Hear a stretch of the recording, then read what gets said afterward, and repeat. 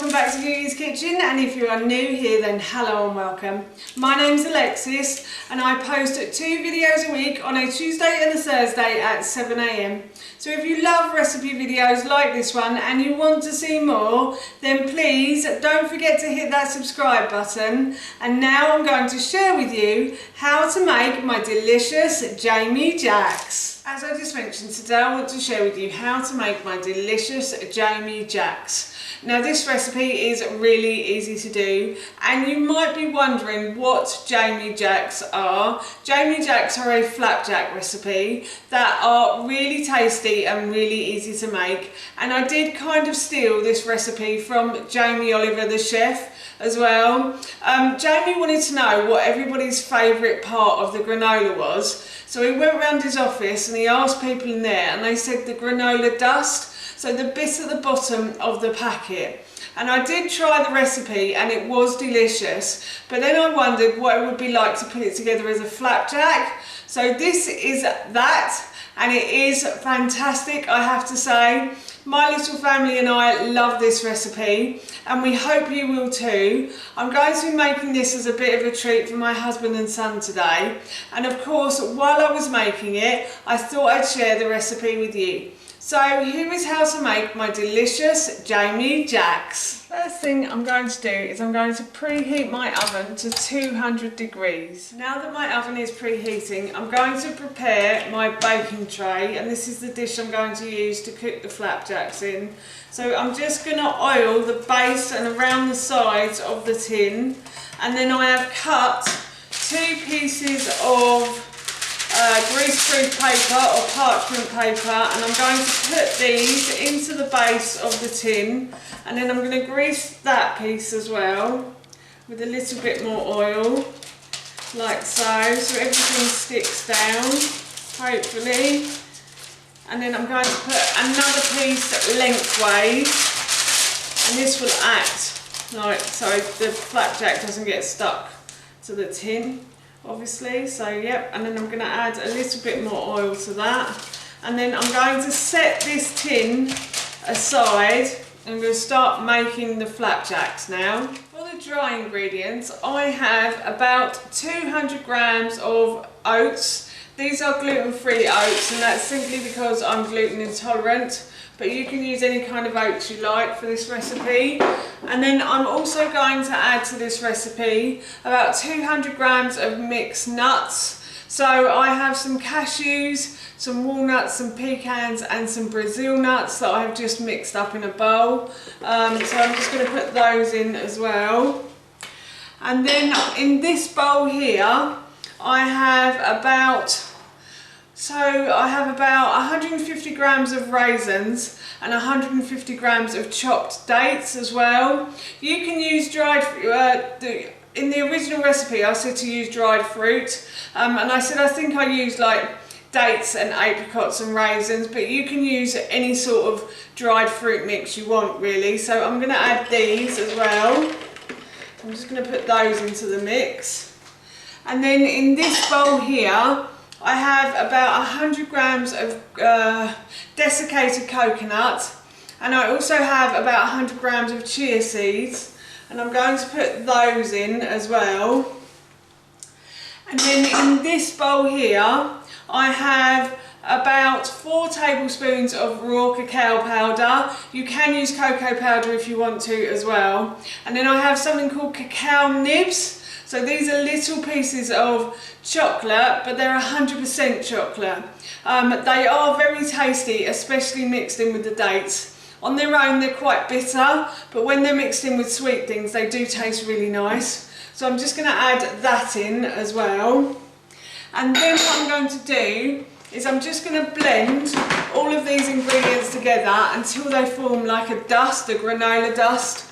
So yeah, I'm just going to blend these together now. As you can see, the granola has formed a dust like that. So I'm going to set this aside, and now I'm going to deal with my wet ingredients. So for the wet ingredients, I have about 100 grams of coconut oil that I'm going to put into a saucepan, like so. I'm just going to turn the hob on as well. I'm going to turn it on to a medium heat, And then I'm also going to add about 100 grams of cashew nut butter as well. You can use almond butter if you want to, or you can use a different type of nut butter. The decision is entirely yours. So yes, I'm just going to add about 100 grams of cashew nut butter as well.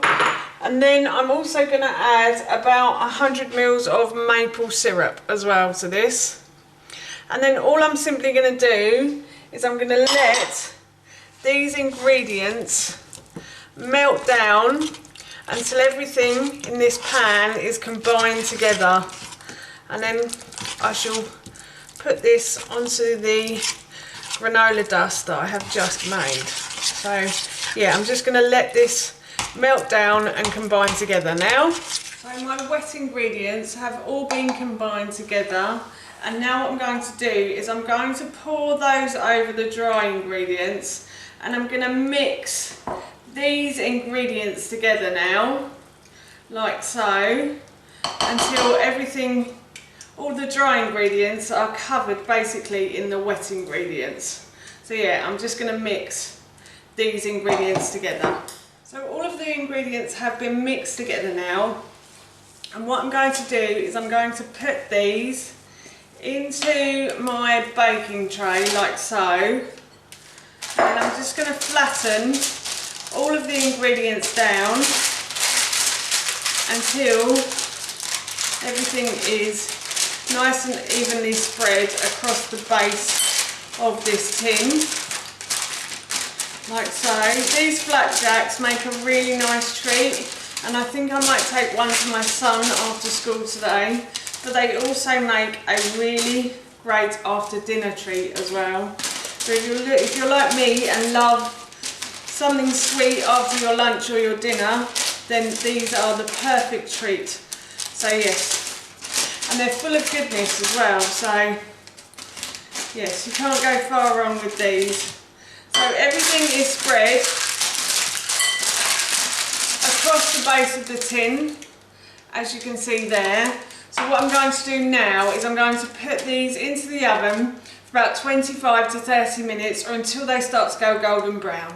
The flapjack has been cooking for a good half an hour now, and as you can see it's got a lovely golden brown colour. So I'm going to take this out of the oven and I'm going to leave it to cool completely. Take the flapjack out of the baking tray, and now what I'm going to do is I am going to put the flapjack onto this chopping board, and what I'm going to do is I'm going to slice the flapjack up. I think I'm just going to do it like that. I'm trying to decide which way to do it then. So I think I'm just going to do that, and then what I'm going to do is just slice the flapjack.